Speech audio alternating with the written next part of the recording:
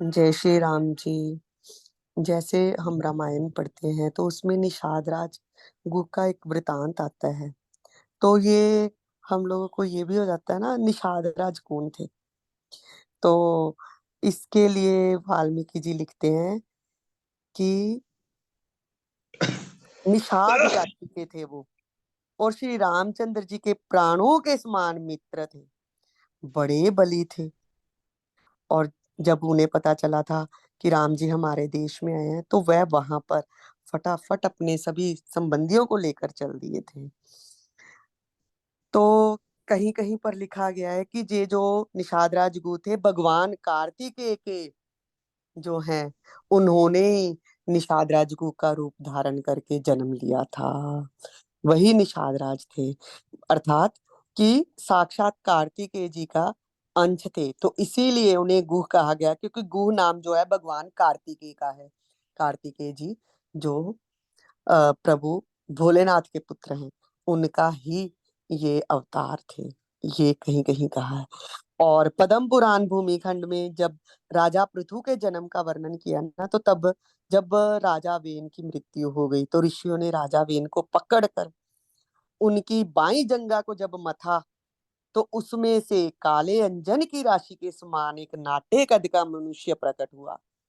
और उसकी आकृति ना बड़ी विलक्षण सी थी। लंबा मुंह, विकराल आंखें, नील कवच के समान वो काला रंग, मोटे और चौड़े कान, बेडौल बड़ी हुई बाहें और विशाल बद्दा सा पेट।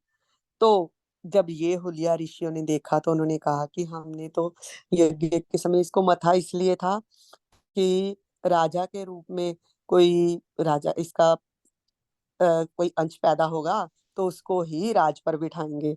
तो उसको देखकर ऋषियों ने कह दिया, निशीद। निशीद अर्थात बैठ जाओ। तो उनकी बात सुनकर वो भय से व्याकुल होकर बैठ गया, और इसीलिए उसका नाम निषाद पड़ गया। और पर्वतों और वनों में ही उसके वंश की प्रतिष्ठा हुई। तो यही निषाद राजगुरु का वंश कैसे उत्पन्न हुआ, ये है। और ये निषाद राज जो गुह के बारे में हम, ये तो इनकी वंशावली के बारे में था। और जब इनका जन्म हुआ है, तो ये प्रभु राम के प्रिय मित्र थे।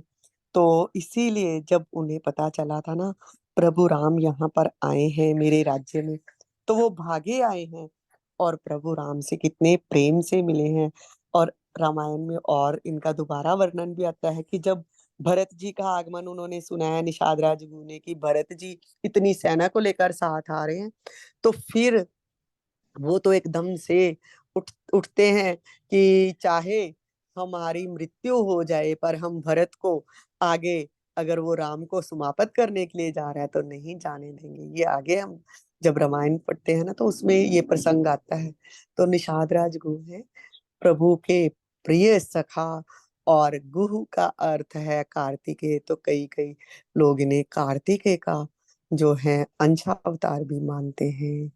जय श्री राम जी। और राजा वेन के बाई जंगा को मथ कर इनको ऋषियों ने जो है क्रोधवश राजा वेन की बाई जंगा को मथा था। तो तब ये इनका जो है कह सकते हैं हम लोग कि निषाद उत्पन्न हुए थे सबके सब। और उनकी वंशावली से ही निषाद राजगुरु उत्पन्न हुए। जय श्री राम जी। इतना ही।